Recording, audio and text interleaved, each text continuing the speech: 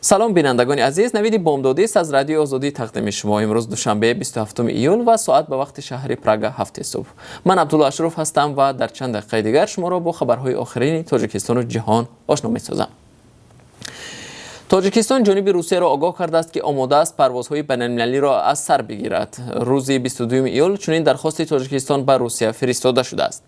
در سفارت تاجیکستان در روسیه روز 26 ایول در صحبت با رادیو آزادی گفتند جانب روسیه از تاجیکستان پرسید که آیا برای دوباره برقرار کردن پروازهای بین‌المللی آماده هستند و یا نه و تاجیکستان پاسخ مثبت داده است.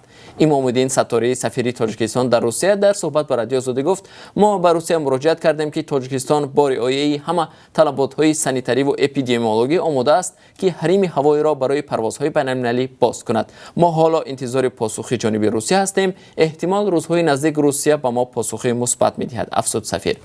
این در حالی است که روسیه تصمیم گرفت که قسمی از پروازهای بین‌المللی را از 1 آگوست آغاز می‌کند. در این باره سروزیر این کشور میخائیل میشوستین خبر داد.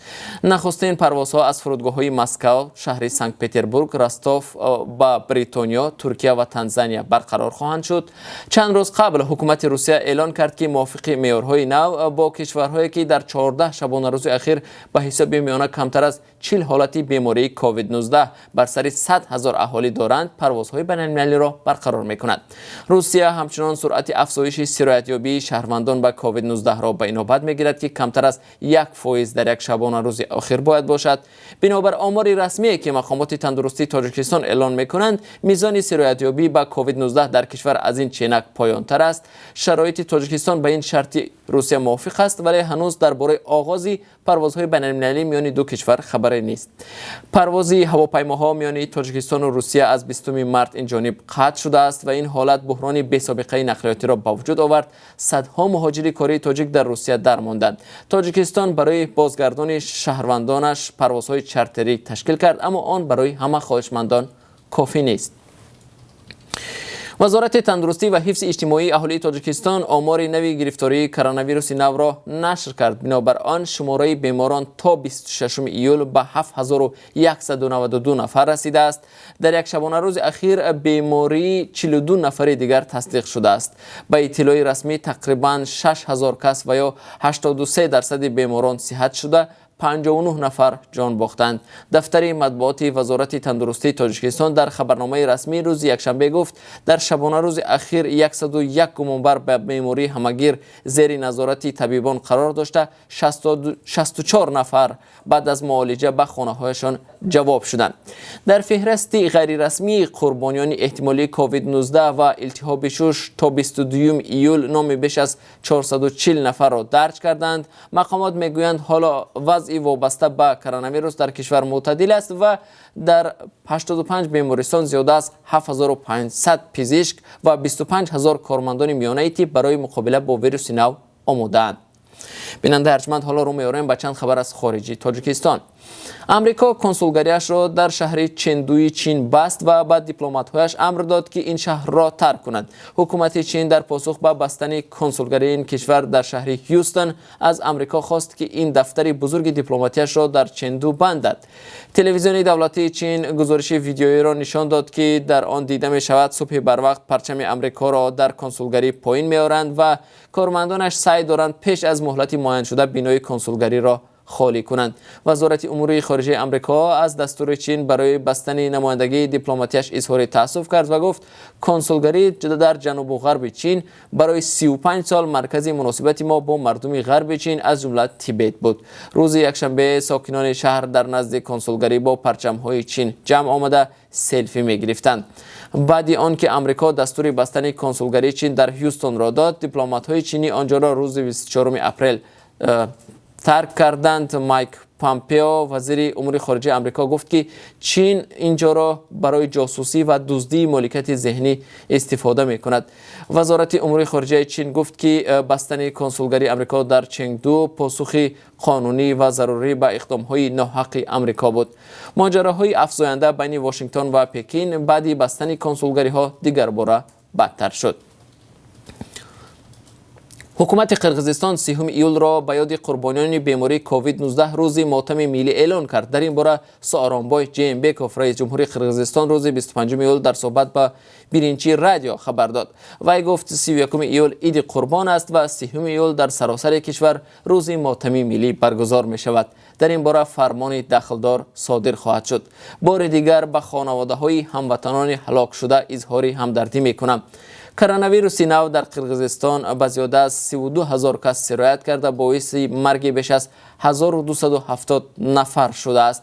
از این پیش قزاقستان هم به یاد قربانیان کرونا ویروس نو روز ماتم ملی برگزار کرده بود.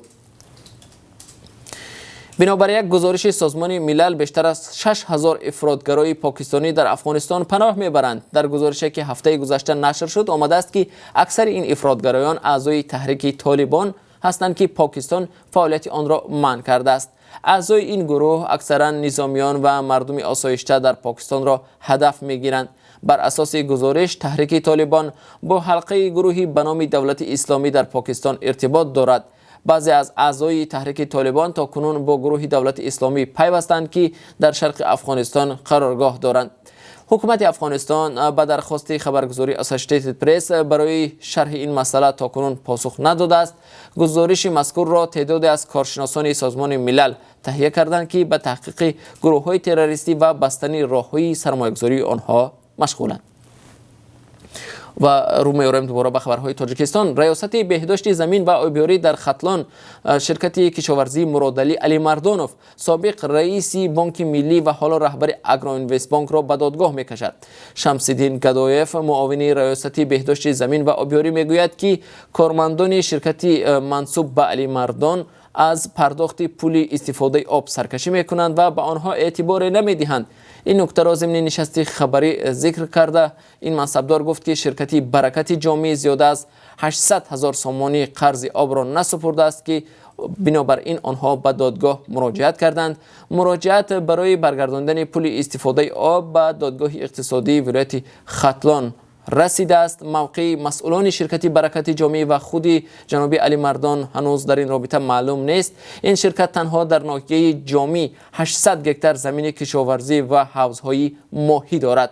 مقامات از قرضداری شرکت‌های کشاورزی دیگر صاحبکاران پرنفوذ هم خبر می‌دهند. از جمله شرکت کشاورزی به نام فیضعلی سعیدوف نصرت الله فیض‌الله صاحبکار شناخته 2 میلیون سومانی از پول استفاده آب و بیش از 800,000 سومانی از انداز قرضدار بوده است. مقامات در روسیه بهروزجان جلالوف شهروندی 28 ساله تاجیک را بازداشت کردند که در نزد بینوی سفارت تاجیکستان در روسیه خود را کارمند سفارت معرفی کرده از کار افتادگان با وعده بلیط هواپیمای پروازهای چارتری از مسکو به تاجیکستان پول ستانیده است. جلالوف روز 17 ایول در نزد سفارت تاجیکستان در مسکو بازداشت شده است. در نتیجه معلوم شد که بهروزجان جلالوف از زیاد بودن شماره خواهشمندان سفر به تاجیکستان و زود باوری شهروندان سوء استفاده کرده با وعده دسترس کردن بلیط در پروازهای چارتری از 13 نفر پول گرفته است.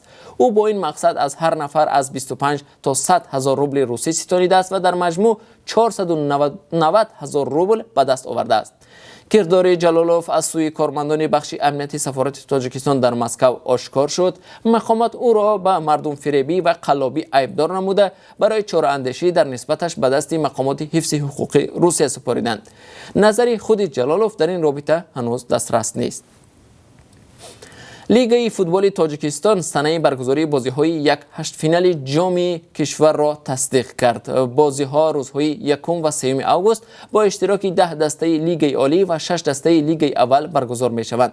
روز شنبه 1 آگوست دسته‌های دوشنبه 83 دوشنبه، رگر تدز ترسونزاده، فایزکند واسه، ختلان باختر و خوجند کوکتاش رودکی رقابت می‌کنند. روز یکشنبه 2 آگوست دو بازی میان دسته‌های روشنی کلاب پنشیر جلال‌الدین بلخی و برقچی حصار لوکوموتیو پامیر دوشنبه دایر می‌گردد.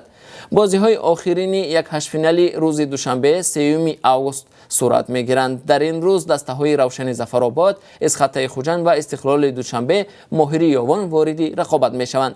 از روی نتیجه‌گیری بازی‌های دوره 8 نهایی شرکت کنندگان 4-1 فینال جام تاجیکستان 2020 معلوم خواهد شد. غالب جام تاجیکستان 2020 به حق شرکت در جام IFK کنفدراسیون فوتبال آسیا 2021 مشرف می شود. بینندگان عزیز، در پایان این نشر نوید بامدادی با درخواست شما همچنان نظر داشتیم به قرب ارز خارجی در تاجیکستان. بنابر قربی که امروز از جانب بانک ملی تاجیکستان معین شده است، $1 آمریکایی 10 سومانی و 30 درم، 1 یورو 11 سومانی و 98 درم ارزش دارد. ارزش روبل روسی اندک پایان رفته است و بنابر قرب امروزه قرب 1000 روبل روسی 142 سومانی تعیین گردیده است. اینجا نوید بامدادی به انجام می رسد. برنامه‌های نو و جالبی ما دوام روز تقدیم شما میشوند. ما را همراهی کنید.